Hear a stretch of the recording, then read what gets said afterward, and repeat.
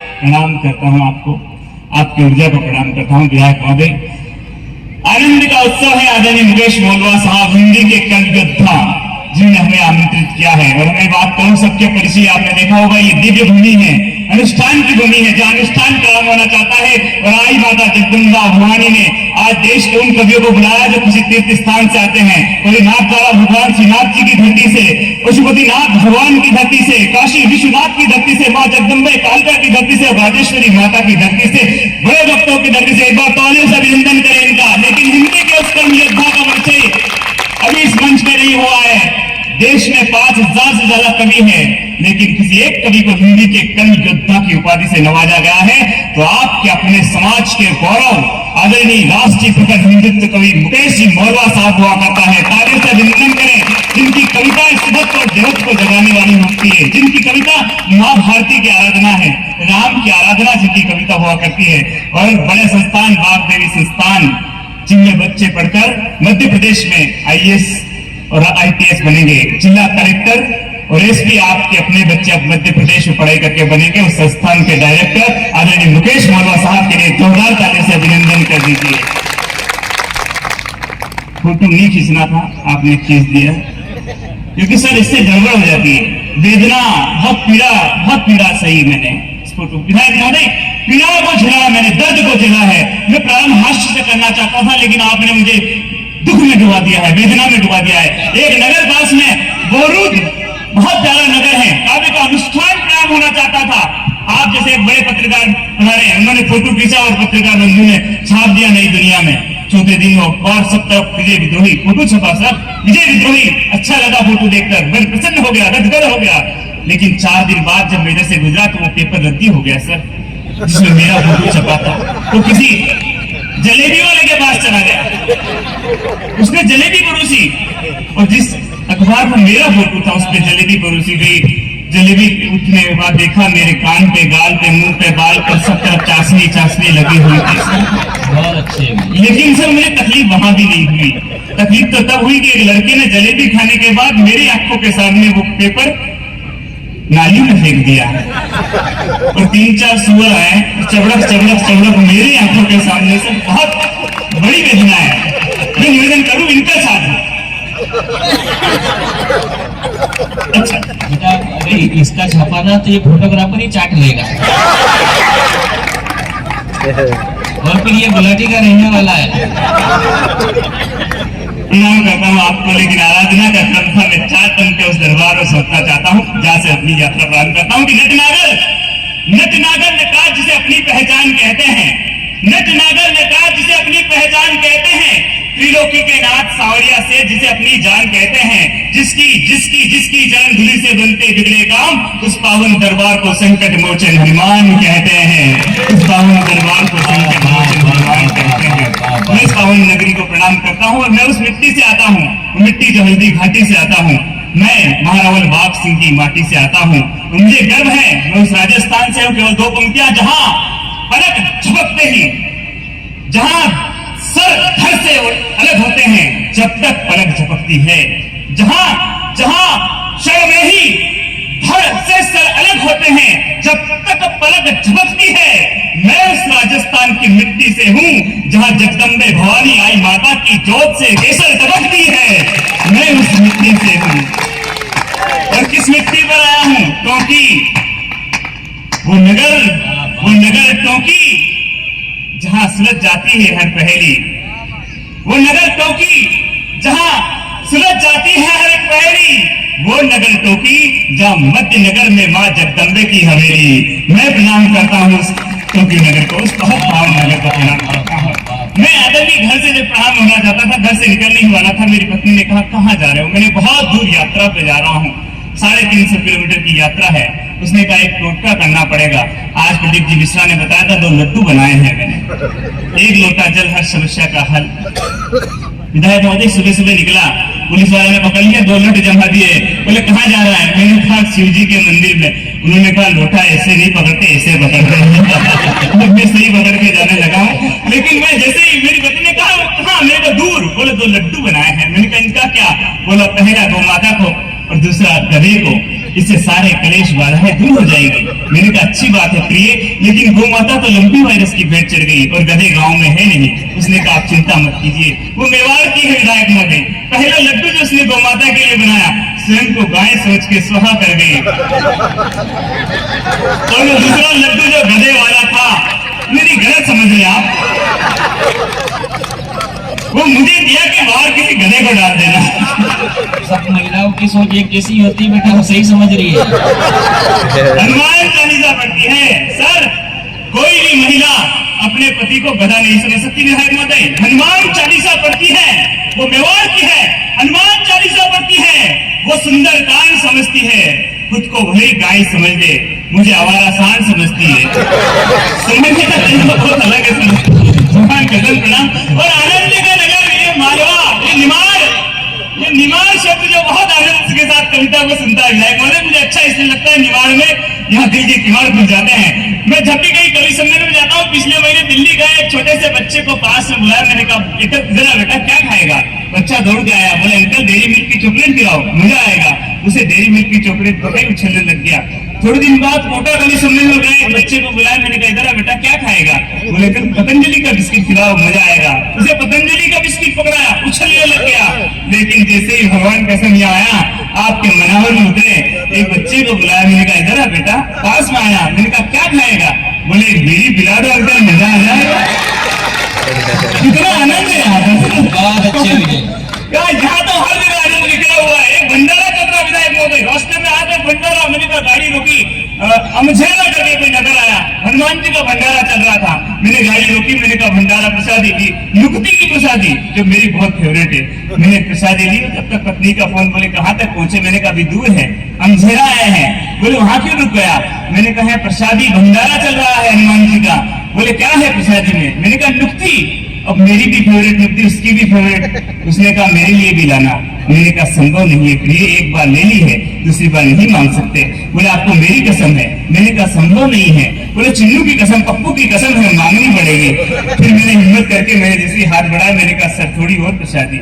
उन्होंने मुझे पहचान लिया, बोले कवि हो तो कवि की भाषा में कहो। मैंने 4 पंक्तियां पढ़ी, मैंने कहा ये निमाड़ क्षेत्र, यहाँ प्रसाद के लिए भी कविता पढ़नी पड़ेगी। मैंने 4 पंक्तियां मेवाड़ की ओर से समर्पित की। मैंने कहा प्रमस्तिष्क की धमनियों में परमाणु की शक्ति भर दो, प्रमस्तिष्क की धमनियों में परमाणु की शक्ति भर दो, मेवाड़ का बेटा में तन मन में मीरा की भक्ति भर दो। एक शीश के बदले 100 शीश काट के लाऊंगा। फिलहाल तो भंडारे में आया, थैली में नुक्ति भर दो। बहुत अच्छे, बहुत अच्छे। लेकिन साहब मैंने तो मेवाड़ को जिया है, लेकिन ये नगर निमाड़, मैं नहीं जानता कि यहाँ क्या राष्ट्र चेतना है। एक जोधपुर में सेना भर्ती की रैली चल रही, मेरे आगे एक लड़का खड़ा निमाड़ का, वो जवाब जो मुझे देना था उसने दिया। उसे जब फौजी साहब ने कहा बेटा अपना सीना फुलाओ, मुझे आपका सीना नापना है, वो निमाड़ का बच्चा कहता है हम राष्ट्र चेतना की धरती निमाड़ से हैं सर, हमें फुलाने की आवश्यकता नहीं। एक बार ही शिरोमणि महाराणा प्रताप का नाम स्मरण करूंगा तो 36 का सीना 56 का हो जाएगा। ये जवाब ये मिट्टी निमाड़ की देती है, जो जवाब मुझे देना था। मैं प्रणाम करता हूँ, बस दर्शन करने के लिए आए। इस नगर के आनंद का उत्सव यहाँ होने वाला है। साफ संस्कार, बड़े लोग, बड़े संस्कार। ये आदरणीय मोलो साहब ने कहा था कि मोबाइल के हमने हवाले कर दी अपनी पीढ़ी को। आज घर में वो दृश्य मैंने देखा जब पिताजी ने छोटे भाई से कहा बेटा एक लोटा पानी पिला दे। संस्कार कहाँ धूमिल हो रहे हैं सर? पिताजी ने कहा बेटा पानी पिला मेरे छोटे भाई को।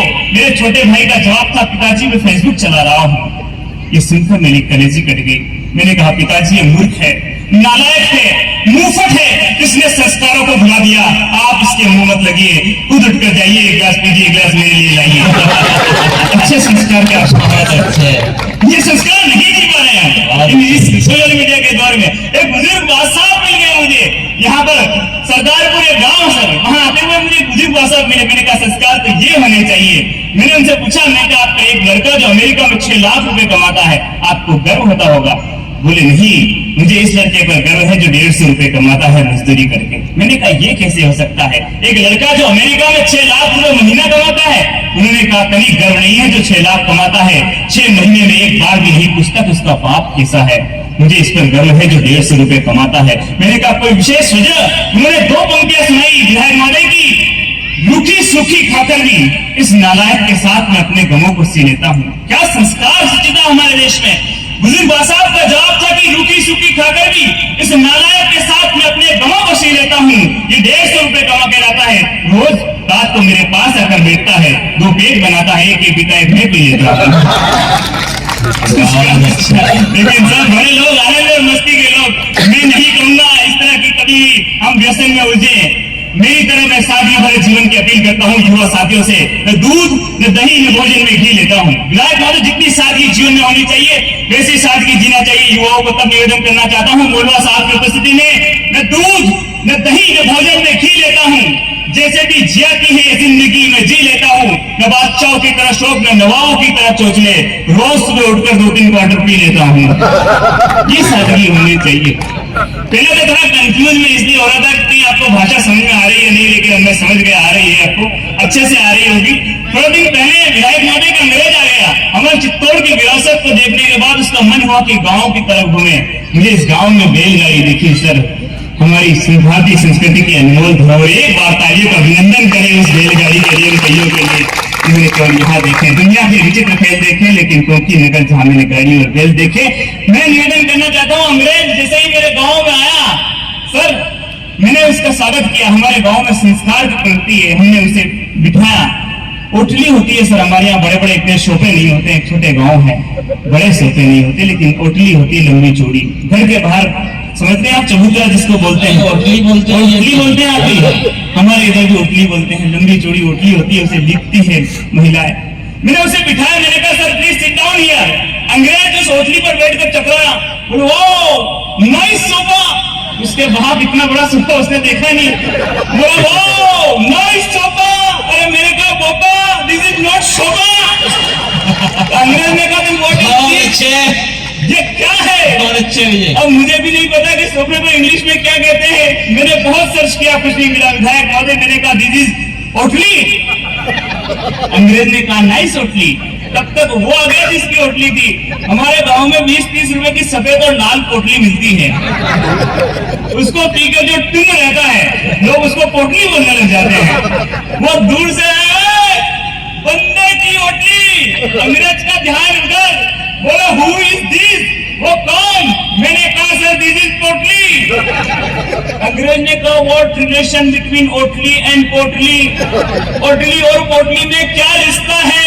मैंने कहा सर वेरी टाइट रिलेशन। बोला व्हाट टाइट? मैंने कहा व्हेन पोटली कम एट द नाइट, पोटली रात को टून होकर लेट आती है, डोर डजंट ओपन, दरवाजा नहीं खुलता है, देन पोटली स्लीपिंग ऑन द ओटली, पोटली ओटली में सो जाती है। अरे रिलेशन इसके बीच में जोरदार ताली बजा। यूं ही अगर ओटली पर बैठकर पोटली पीते रहे, दिनेश भैया आपके लिए, यूं ही अगर ओटली पर बैठकर पोटली पीते रहे, गिरेंगे किसी नाली में, बदन पूरा छिल जाएगा। और ओटली पर बैठकर धर्म की पोटली खोली तो वैकुंठ की ओटली पर बैठने का परम सौभाग्य हमें मिल जाएगा। मैं प्रणाम करता हूँ आपको। यहूजा मेरी बेटियां, नन्ही नन्ही बहनें विराजमान है, मैं इनको प्रणाम करता हूँ। सब हमने कमजोर आंक लिया है हमारी अपनी बेटियों को। घर में पूजन का पर्व, मेरी छोटी सी 7 साल की बेटी नारियल लेके आ जाती है, पापा मैं नारियल फोड़ूंगी। 7 साल की कन्या नारियल लेके आती है, पापा मैं नारियल फोड़ूंगी। और मेरे चाचा जी हाथ पकड़ लेते हैं कि लड़कियां नारियल नहीं फोड़ती। माँ शक्ति जगदम्बा, आई माता की कृपा से 4 पंक्तियां निवेदित करना चाहता हूँ। बेटियों को इतना कमजोर नहीं समझे। बनकर हिमादास उतरती है मैदान में, बनकर हिमादास उतरती है मैदान में, सारी दुनिया को पीछे छोड़ रही है बेटियां। बनकर हिमादास उतरती है मैदान में, सारी दुनिया को पीछे छोड़ रही है बेटियां। बनकर मेरी कौम हौसलों से लड़ती है, सारे रिकॉर्ड तोड़ रही है बेटियां। वो दौर और था जब नारियल फोड़ने से पीछे हट जाती थी, आज सरहद पे खड़े होकर दुश्मनों को फोड़ रही है बेटियां। आज सरहद पे खड़े होकर दुश्मनों को फोड़ रही है बेटियां। और विधायक महोदय, मुझे गर्व होता है इस निवार पर, मैं इस मिट्टी पर जब भी आदरणीय मुकेश मोल्ला साहब का आमंत्रण आता है, निमंत्रण आता है, मैं नंगे पांव दौड़ के आना चाहता हूँ। मैंने यहाँ की राष्ट्र चेतना देखी है इन माताओं के अंदर। 18 सितंबर 2018 की घटना में जीवन में कभी नहीं भूल सका। भरतपुर से लौटते हुए उस दिन रिजर्वेशन नहीं हो पाया, मैं ट्रेन में बैठा तो मैंने देखा कि मनासा क्षेत्र का 24 वर्षीय नौजवान उत्तराखंड की पहाड़ियों से लौट रहा था। उस दिन ट्रेन में उसे भी सीट नहीं मिल पाई। विधायक महोदय, ये कितनी बड़ी विडंबना थी। भरी हुई ट्रेन में अपना बैग, अपना सामान ट्रेन के गेट के पास रखा और बैठ गया। चंद हवा के झोंकों से उसे नींद आने लगती है और ये दृश्य 70-80 साल की बुजुर्ग माताजी मेरी निमाड़ क्षेत्र की विराजमान थी, जो आई माता के दर्शन कर लौट रही थी राजस्थान से। उस मां ने देखा कि एक देश का सैनिक नींद के झोंके ले रहा है। उठकर आती है, अपनी माला रखती है और कहती है, बेटा उठ, मेरी तो चंद सांसें किसी के क्या काम आएगी, तेरी हर धड़कन मेरे वतन के लिए आ, मेरी सीट पर बैठ जा।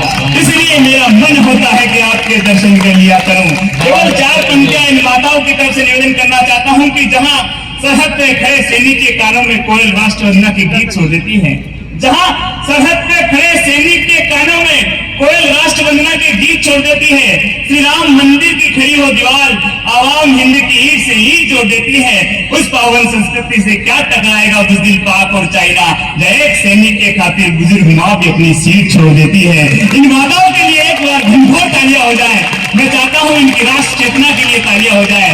और इस राष्ट्र चेतना का पर्व इस नगर में, इस क्षेत्र में इसलिए भी मनता है कि रतनपुरा में एक माँ जिसने एक लाडले को जन्म दिया, हिंदी के कर्म योद्धा मुकेश मोलवा को, जिसने पूरे हिंदुस्तान में उन भेड़ियों के गाल पर तमाचा रख दिया, जिसने कहा कि मैं भारत माता की जय नहीं बोलता हूँ। इस हिंदुस्तान में मिट्टी में जन्म लेकर कुछ लोग कहते हैं कि घर घर से अफजल निकलेगा। काश वो कहते थे कि घर घर से डॉक्टर एपीजे अब्दुल कलाम निकलेगा, हमें गर्व होता। लेकिन वो कहते हैं कि घर घर से आतंकी अफजल निकलेगा। तब मैं सकल सुन्नी समाज की मंच पर केवल निवेदन करना चाहता हूं कि हजार घर से आतंकी अफजल निकले, किसी एक घर से प्रकट हिंदुत्व राष्ट्रीय ओजस्वी कवि मुकेश मोलवा निकले तो सारे अफजल बिलों में घुस जाएंगे, सारे अफजल बिलों में घुस जाएंगे। क्या ताकत है उसकी। केवल निवेदन करना चाहता हूं, मैंने जो एक देखा है इस क्षेत्र में, एक छोटी सी मैंने देखी चीज की, यहाँ पर केवल भ्रूण हत्या के कुछ केसेस जब मैंने एक दिन अखबार में पढ़ा, तब मेरा मन हुआ कि कुछ आराधना की पंक्तियां पढ़ देना चाहता हूं। सुबह कॉल आया, कॉल नहीं साहब मिस कॉल आया, मैंने तुरंत लगाया, जवाब आया। मैंने कहा बहन अच्छी बात है सुबह जगाया, मगर ये बता कि शुभ समाचार पे मिस कॉल क्यों लगाया। मैंने कहा अच्छी बात है बहन सुबह जगाया, मगर ये बता कि शुभ समाचार पे मिस कॉल क्यों लगाया। बहन का जवाब था, भैया आज तुम्हारी बहन गम में लेटी हुई है, दुर्भाग्य की मेरे आंगन में आज बेटी हुई है। मैंने कहा बहन बेटी होना दुर्भाग्य नहीं, परम सौभाग्य की बात है, मगर ये बता कि बेटी होने पर मिस कॉल लगाने की क्या बात है। बहन का जवाब था, भैया आज अगर मिस कॉल लगाकर पैसा नहीं बचाएंगे, तुम ही बताओ इस बेटी की डोली दहेज के साथ कैसे सजाएंगे। आज बिजली पर पैसा उड़ाया तो कल पड़ोसी मिस कॉल मारेंगे, जब दहेज के दानव बेटी को जिंदा जला के मारेंगे। गर्भ में यदि कन्या है, डॉक्टर मिस कॉल मार देती, तुम इस कन्या को गर्भ में मार देती। मैंने कहा बहन भ्रूण हत्या विचार ही धिक्कार है, जो डॉक्टर हार बढ़ाए वो भी मक्कार है। 21वीं सदी को भी आज इस बात का खेद है कि कहीं महाकाल की मिट्टी मध्य प्रदेश में आज भी बेटे और बेटी में भेद है। बहन का जवाब था, कहीं टोकी में कन्या पूजन, मंदसौर में मासूम कली को नोचा जाए, कहीं टोकी में कन्या पूजन, उस मंदसौर में मासूम कली को नोचा जाए। बताओ भैया फिर क्यों न हत्या को सोचा जाए और मेरी अंतिम पंक्तियां आपका आशीर्वाद बन जाए। मैंने कहा बहन भ्रूणहत्यारे बनकर भिखारी घूमते हैं, कहीं जन्मों तक मांग कर भी पेट भरण नहीं होता। भ्रूणहत्यारे बनकर भिखारी घूमते हैं, कहीं जन्मों तक मांग कर भी पेट भरण नहीं होता। जो बेशर्म मार देते हैं कन्या को गर्भ में, 7 पीढ़ियों तक उनके आंगन में बेटी का अवतार नहीं होता।